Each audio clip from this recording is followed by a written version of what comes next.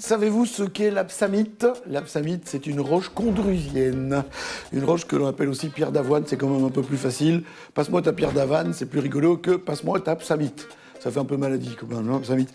Sur l'absamite, on a des vignobles, notamment ce petit domaine qui s'appelle Pierre d'Avoine, qui vient de la charmante bourgade de Sprimont.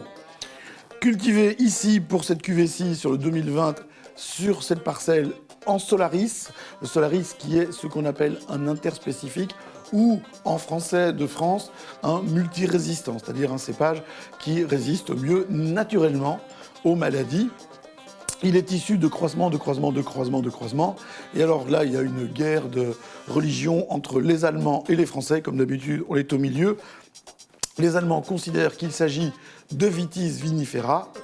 Les Français considèrent qu'il s'agit d'hybrides parce qu'il y aurait aux environs de 1% de cépages non Vitis vinifera dans la création du Solaris. On s'en fout, hein. L'important c'est que ça fasse des raisins qui donnent de bons vins, et c'est effectivement le cas. Toute petite production, donc si vous en voulez, il faut vous arracher et vous mettre en rapport avec le domaine. Alors, un truc super bien fait, ils ont une contre-étiquette avec un QR code qui fonctionne, qui ramène sur le site, parce que des QR codes qui ne fonctionnent pas, j'en connais un paquet, qui ramène sur le site. Ça s'appelle les coteaux de Lincey. Ils ont été un peu plus loin, donc pour déterminer leur zone. C'est pas une appellation officielle, évidemment, mais c'est assez bien foutu. Ce que j'aime beaucoup ici, il est travaillé sur lit, donc on a une toute petite présence de gaz carbonique qui apporte de la fraîcheur, de la légèreté. Et en bouche, ça le fait bien. On a du gras et la fraîcheur. Le Solaris qui s'exprime très très bien.